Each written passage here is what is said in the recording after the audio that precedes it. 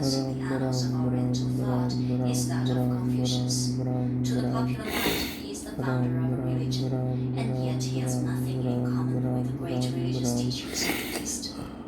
We think of Siddhartha, the founder of Buddhism, as the very impersonation of romantic asceticism, enthusiastic self-sacrifice, and faith in the things that ain't visible.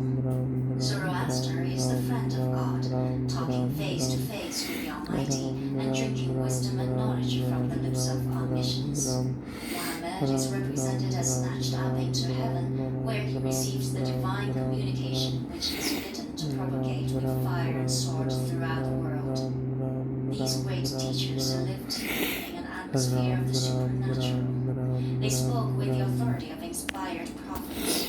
They brought the unseen world close to the minds of their disciples. They spoke positively of immortality, of reward or punishment beyond the grave.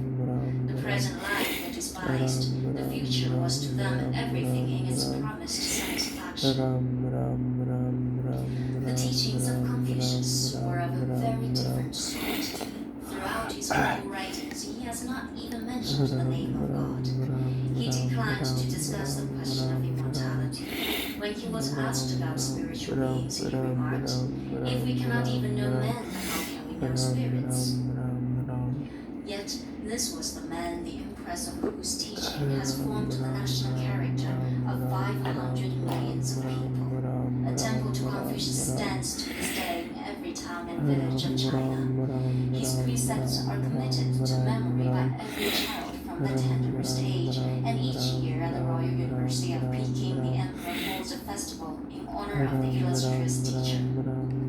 The influence of Confucius springs, first of all, from the narrowness and definiteness of his doctrine.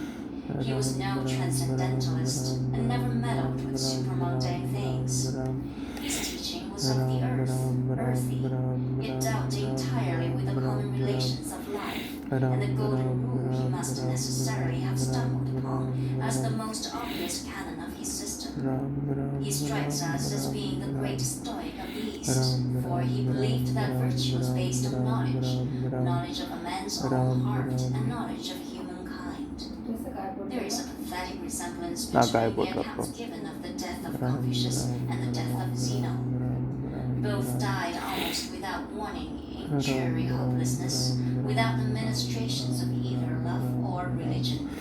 This may be a mere coincidence, but the lives and teachings of both men must have led them to look with indifference upon such an end. For Confucius in his teaching treated only of man's life on earth, and seems to have had no ideas with regard to the human lot after death. If he had any ideas, he preserved an inscrutable silence about them. As a moralist, he prescribed the duties of the king and of the father, and advocated the cultivation by the individual man of that rest or apathy of mind, which resembles so much the disposition aimed at by the Greek and Roman Stoic.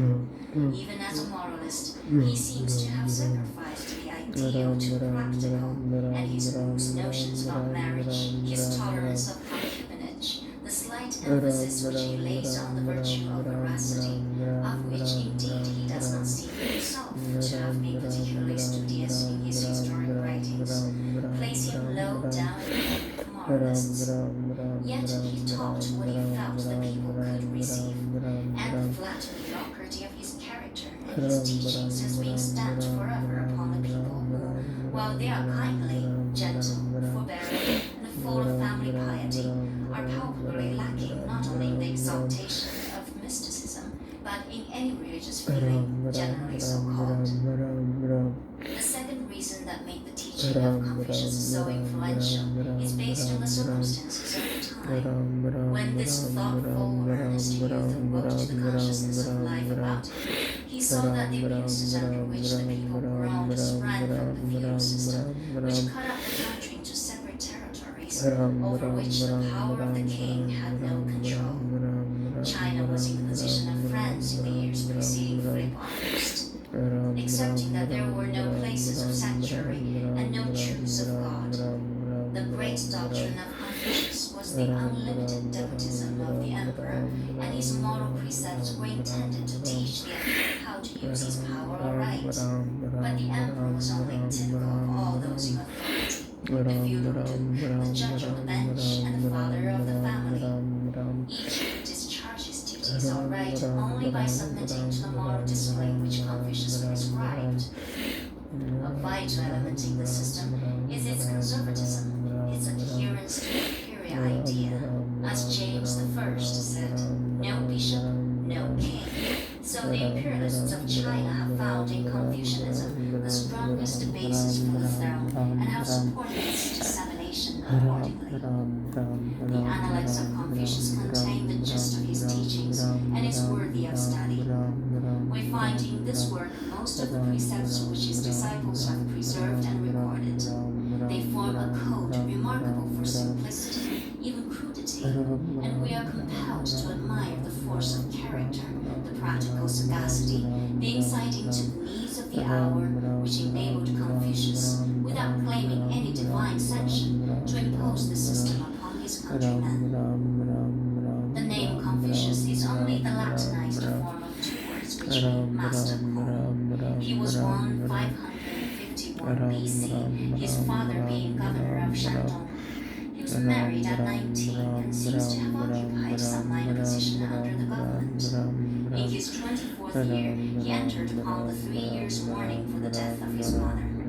His seclusion gave him time for deep thought and the study of history, and he resolved upon the regeneration of his unhappy country.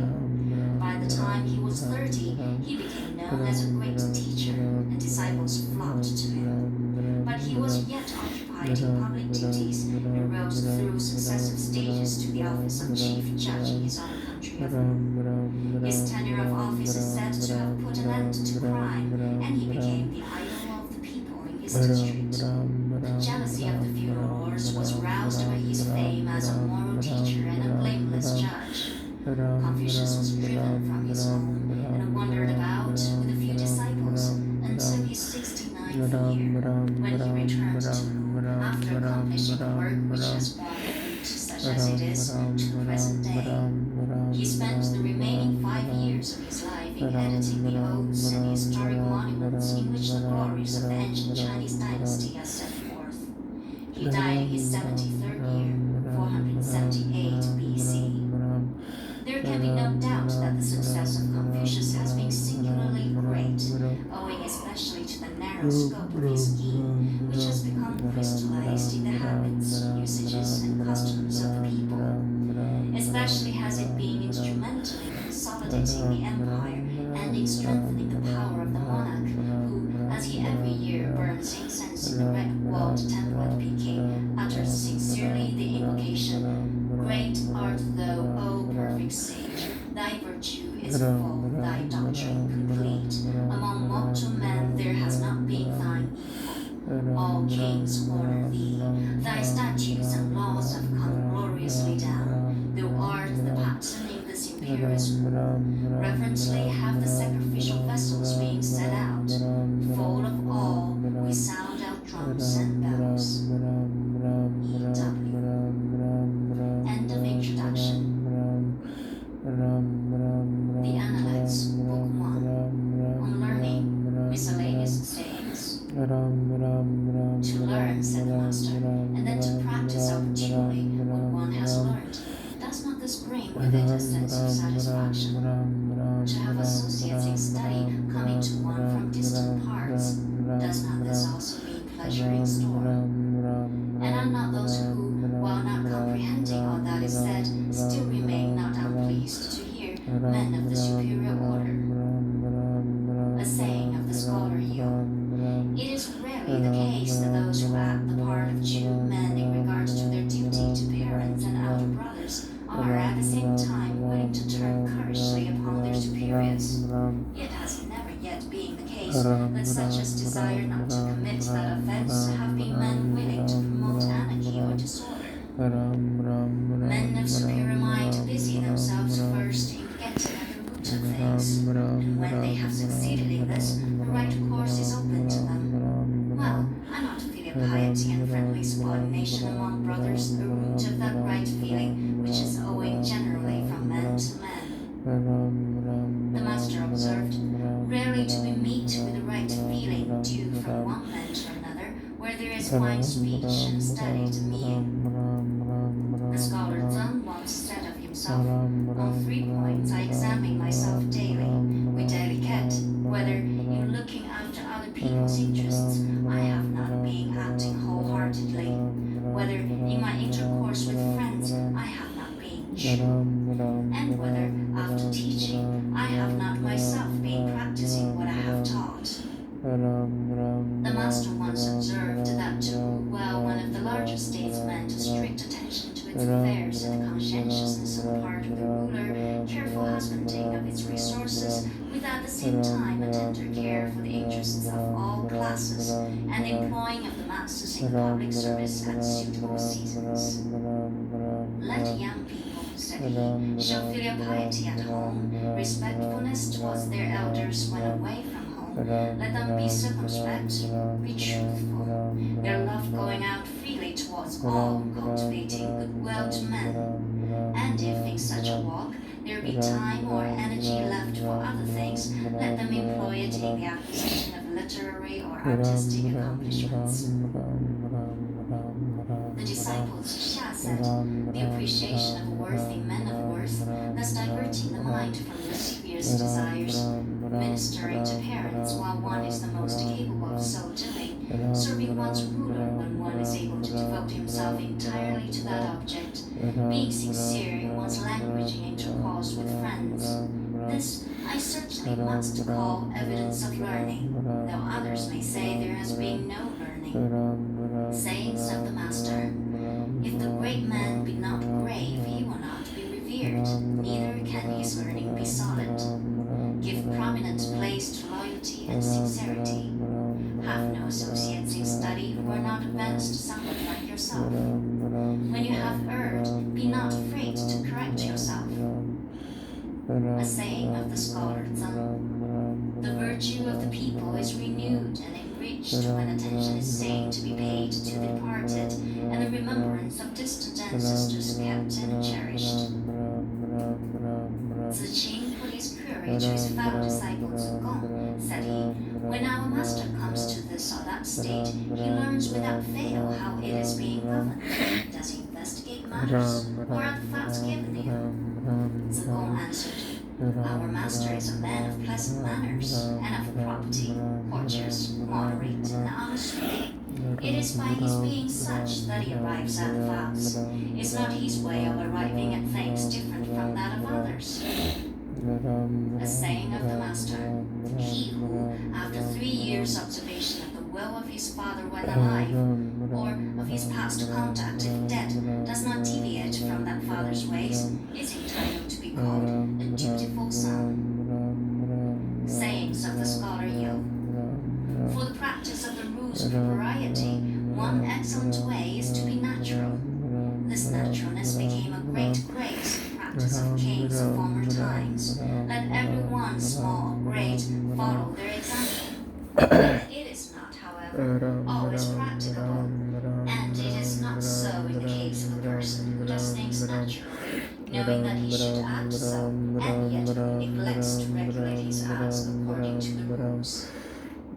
When truth and right are hand in hand, a statement will bear repetition.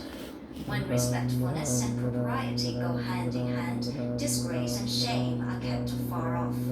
Remove all occasion for alienating those to whom you are bound by close ties, and you have them still to resort to.